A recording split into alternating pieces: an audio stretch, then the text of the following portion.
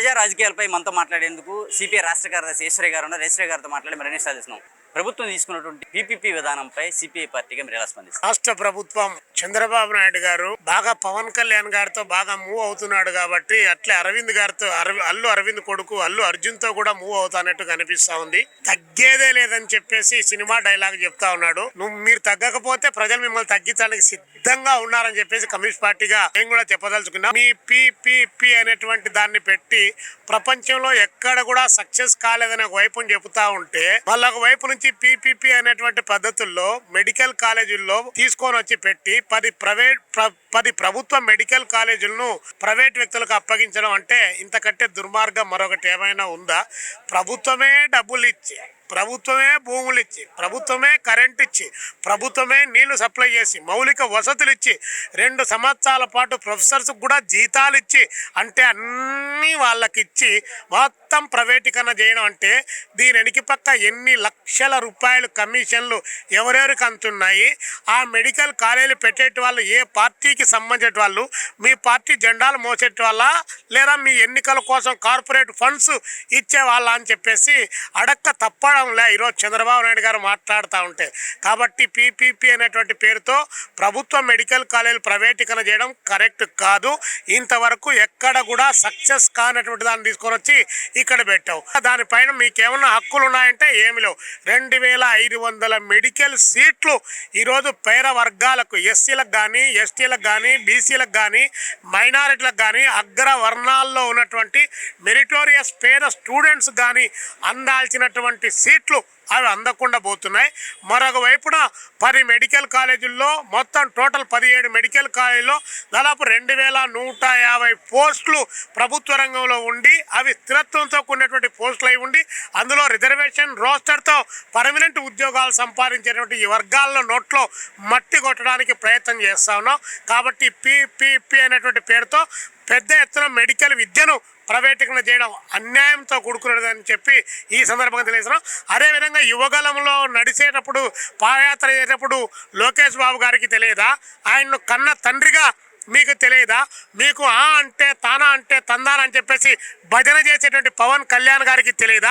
మీరు 107, 108 జీవోలను రద్దు చేస్తామని చెప్పి జగన్మోహన్ రెడ్డి విద్యను అమ్మకానికి పెట్టాడని చెప్పినారు.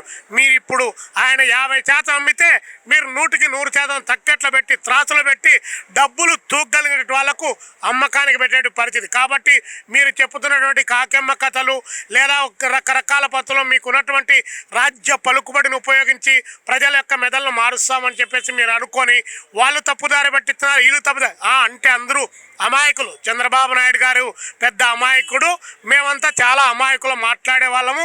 అక్కడ ఉన్నటువంటి జగన్మోహన్ రెడ్డి గారు చెప్తారే డూడు బసవన్ అంటే డూడు అని చెప్పేసి తల ఊపుకొని పోయేట్టు వాళ్ళం. మమ్మల్ని ఎవరు రాజకీయంగా ఆ వైపున ప్రేరేపించడంలే, మిమ్మల్ని ప్రేరేపిస్తూ ఉన్నారు. మీరు నరేంద్ర మోడీ గారు తానా అంటే మీరు తందానా అని చెప్పి భుజకీర్తులు భజనలో మీరు మునిగి తేల్తా. ప్రపంచం అంతా అట్లా ఉందంటే పచ్చకామెల్లోనికి లోకంతా పచ్చంగా అన్నట్టు మీకు అనిపిస్తుంది తప్ప ప్రైవేటీకరణ నుంచి వెనక్కి తగ్గకపోతే తగ్గేదేలా అని మీరు ఎట్లయితే అంటారో ప్రజలు రేపు 2029లో తగ్గించి తీరుతారన్నటువంటి అంశాన్ని మీరు బాగా గుర్తుపెట్టుకుంటే బాగుంటుంది. ఈ ఉద్యమాన్ని ప్రజల్లోకి కింది స్థాయి వరకు తీసుకొని పోవడానికి సిపిఐగా సిద్ధమవుతున్నాం. విద్య, వైద్యం, వ్యాపారాన్ని రద్దు చేయాలి. అది ప్రజల యొక్క ప్రాథమిక హక్కుగా కొనసాగాలి. అది ప్రాథమిక హక్కుగా కొనసాగించకుండా మీరు అమ్మకానికి పెడితే మిమ్మల్ని నిలువున మీ అధికారాన్ని నుంచి కిందికి తోసి పాతరేస్తారని చెప్పి ఈ సందర్భంగా తెలియజేస్తాను. సంపద సృష్టి కోసమే పీపీపీ విధానం అని చంద్రబాబు చెప్తున్నారు. దీని మీద సంపద సృష్టి కోసమే అనేటువంటి దాంట్లో భాగంగా చంద్రబాబు నాయుడు గారు చెప్తా ఉంటే అసలు సంపద ఏ మార్గాల సృష్టిస్తావు?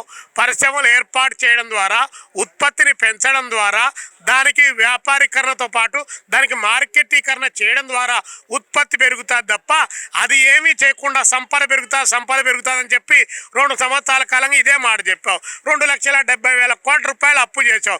2,70,000 కోట్ల రూపాయల్లోంచి ఈరోజు జీవించేటువంటి హక్కును కాలరాచి వేయడానికి ఎవరు మీకు అధికారం ఇచ్చారు? రాజ్యాంగ హక్కులను కాలరాచి వేయడానికి ఎవరు అధికారం ఇచ్చారు? మీరు బాగా చేస్తామంటేనే కదా 164 సీట్లు మీకు ఇచ్చింది. కానీ మీరు కూడా అదే బాపత్తులో ఈ నినాదాలు, డెమగాగు ఉపన్యాసాలు ఇవి కాదు కావాల్సింది. వాస్తవ రూపేణా సైంటిఫికల్ అనలైజేషన్లో మీరు ఏం సంపద సృష్టించారో చెప్పండి. అప్పులు తీసుకొని వస్తున్నారు, పప్పులు బెల్లాల్లాగా పెడుతున్నారు. అందులో ప్రజలకు వైద్యం అనేటువంటిది ఫ్రీగా అందాలి. గవర్నమెంట్ హాస్పిటల్లో ఉంటే నిన్న కరోనా లాంటి విపత్కర పరిస్థితులు చూసాం. కరోనాలో ప్రభుత్వ కాలేజీలన్నీ కూడా నడిచాయి, ప్రభుత్వ ఆసుపత్రులు నడిచాయి, ప్రభుత్వ డాక్టర్లు పనిచేశారు. కానీ సోకాల్డ్ కార్పొరేట్ మీరు ఇచ్చేటువంటి 1,000 కోట్ల రూపాయలు ఇచ్చేటువంటి ఏది మీ ఆరోగ్యశ్రీ పేరుతో ఇచ్చేటువంటి హాస్పిటల్లో వైద్యం కూడా చేయకుండా పారిపోయినటువంటి పరిస్థితి. 100 రూపాయలు 200 రూపాయలు జీతం తీసుకునేటువంటి ఆశా వర్కర్స్ కూడా ప్రాణాలకు తెగించి పనిచేశారు. కాబట్టి ప్రభుత్వ రంగంలో ఉంటే అవన్నీ చేయడానికి ఉంటుంది. ప్రైవేట్ రంగం లేకపోతే బొటకన వేలకు దెబ్బ తగిలితే తలకాయ దాకా ఎక్స్రేలు తీసి ఈ ఎంఆర్ఐ స్కాన్లు తీసి డబ్బులు దోచేటువంటి పరిస్థితి వస్తుంది. సంపాదించే రూపాయలు 75 పైసలు విద్యకు వైద్యానికే పోతుందని చెప్పేసి మీరు చెప్పేటువంటి ప్రభుత్వ లెక్కలే ఒకవైపు చెప్తా ఉంటే ఇది కదా మీరు ఉచితంగా ఇవ్వాల్సింది, ఇది కదా ప్రజలకు అందించాల్సింది. ఇవి చేయకుండా సంపద సృష్టిస్తాం, బంగారు లక్ష్మి, ఉగాది లక్ష్మి, ఎండి లక్ష్మి అంటే అది మీకు బాగానే ఉంటుంది పిలుచుకోవడానికి, కానీ జనానికే అందుబాటులోకి రాలేదు. మరి మీరు చేయండి. శ్రీ చైతన్యలో, నారాయణలో మీ ఈ సోకాల్డ్ కాలేజీలు, మీ భాష్యం ఇలాంటి విద్యా సంస్థల్లో మరి పేదరిక నిర్మూలన కోసం విద్యా హక్కు చట్టంలోనే 25% ఇవ్వమని చెప్తే అక్కడ కూడా ఇంప్లిమెంట్ కాలే. నారాయణ గారు మినిస్టరు మీ యొక్క బలమైనటువంటి ప్రజాస్వామిక సౌదాలను అమరావతిలో కాపాడేటువంటి, శ్రీ చైతన్యంలో కొల్లగొట్టేటువంటి, ప్రజల రక్త మాంసాలను పీల్చి తల్లిదండ్రుల యొక్క మూలుగులు కూడా పీల్చినటువంటి ఆ డబ్బులతోనే కదా మరి దాంట్లో ఇంప్లిమెంట్ చేయండి. అవన్నీ ఏం ఇంప్లిమెంట్ చేయలే. అవి మాత్రం పైకి ఎదుగుతూ ఉండాలి. ప్రభుత్వాన్ని నమ్మినటువంటి ప్రభుత్వమే వైద్యం చేయాలనేటువంటి మాత్రం ప్రైవేటీకరణ చేయాలని చెప్పేసి నిన్న బిడ్ వేశారు కదా. బిడ్డులో ఎవరొక్కరన్నా వచ్చారా? ఒక్కరు వచ్చారు, కానీ ఎవరు కూడా రానటువంటి పరిస్థితి. కాబట్టి తెలుసుకొని ప్రజల్లో ఉన్నటువంటి వ్యతిరేకతను తెలుసుకొని ప్రజలు ఏం కోరుకుంటున్నారో దానికి అనుగుణంగా పరిపాలన చేయమని చెప్పి చంద్రబాబు నాయుడు గారికి మేము గౌరవప్రదంగా హితవు పలుకుతా ఉన్నాం. అమరావతి ల్యాండ్ పూలింగ్కి మళ్ళీ వెళ్తున్నారు, దగ్గర 1,00,000 ఎకరాలు అంటున్నారు. మళ్ళీ 2వ విడతకి పూలింగ్ ఇచ్చారు. దీని మీద ఎలా స్పందిస్తారు?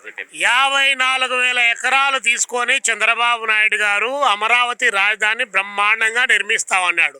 ఇప్పుడు అది సరిపోలేదని చెప్పేసి మళ్ళొక 54,000 ఎకరాలకు రెండో దశలో ల్యాండ్ పూలింగ్ పిలిపించాడు. ఇప్పుడు 16,000 17,000 ఎకరాలను తీసుకుంటున్నామని చెప్పి ప్రకటించాడు. అసలు 1,00,000 ఎకరాల్లో రాజధాని నిర్మాణం జరుగుతుందని చెప్తున్నాడు. ఇంద్రలోకాన్ని నిర్మిస్తే ఆ ఇంద్రలోకంలో ఇంద్రప్రస్థాన్ని ఏర్పాటు చేసుకొని ఆ ప్రస్థానంలో పర్మనెంట్గా మీరే ముఖ్యమంత్రిగా కూర్చోవాలని, మీ కొడుకే ముఖ్యమంత్రిగా కూర్చోవాలని ఏమన్నా అనుకున్నారా? ఎందుకండి 1,00,000 ఎకరాలు 3 కార్లు పంటలు పండేటువంటి, బంగారు పండించేటువంటి పంటల భూములు తీసుకొని ఈరోజు రియల్ ఎస్టేట్ వ్యాపారులను, కార్పొరేట్ వ్యాపారులను పెంచి ప్రోత్సహించి అందులో 9 సిటీలు 9 సిటీస్ అని చెప్పి చాలా కాలం ఉంటే చెప్తా ఉన్నారు. ఇంతవరకు అతి లేదు గతి లేదు, అడుగు ఏదో అవ్వలేదు గువ్వలేదు అని ఏదో అంటారు చూడండి. ఆ పద్ధతిలో తయారైపోయింది. నిన్న నారాయణ గారు ప్రెస్ మీట్లో మాట్లాడుతున్నాడు.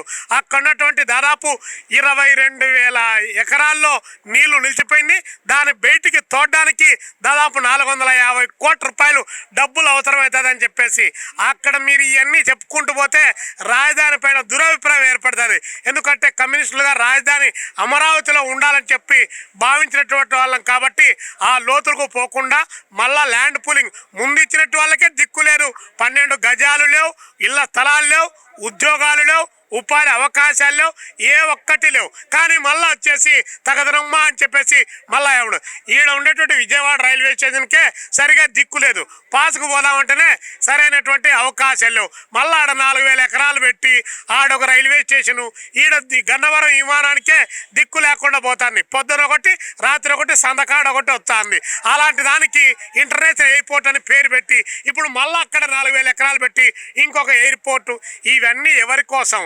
కాబట్టి రైతాంగ ప్రయోజనాలు, పేద వర్గాల ప్రయోజనాలు, వెనకబడ్డ ప్రాంతాల ప్రయోజనాలు, రాష్ట్ర సమగ్రాభివృద్ధిని దృష్టిలో పెట్టుకొని చేయాలప్ప ఏ అంటే అమరావతి పి అంటే పోలవరం, ఏపీ అంటే ఇది అని చెప్పి చిలకల పలుకులు బలికామనుకోండి, అక్కడ చిలక కొట్టుడు కొడతాడు ఇతర ప్రాంతాలున్న ప్రజలు. తెలుసుకో బాబు గారు. ఏదైతే ప్రభుత్వం తీసుకున్న నిర్ణయాలు ఉన్నాయో అవన్నీ కూడా ప్రజలకి అనుకూలంగా ఉండే నిర్ణయాలు తీసుకోవాలి తప్ప ఇష్టానుసారంగా తీసుకోకూడదని పీపీపీ విధానమే కావచ్చు, అమరావతి రాజధాని విషయంలో మళ్ళీ విడత ల్యాండ్ పూలింగే కావచ్చు, ఇవన్నీ కూడా ప్రజా వ్యతిరేక నిర్ణయాలని చెప్పని అయితే ఈశ్వరయ్య గారు చెప్తున్నారు. ఖచ్చితంగా సిపిఐ పార్టీగా ప్రజా వ్యతిరేక నిర్ణయాలను వ్యతిరేకించి పోరాటాలు చేసి తీరుతామని అయితే స్పష్టం చేస్తున్నారు. వీడియో జర్నలిస్ట్ రెహమాన్తో నాని, ఏపీ అమరావతి, అభినవ్ భారతి, విజయవాడ నుంచి.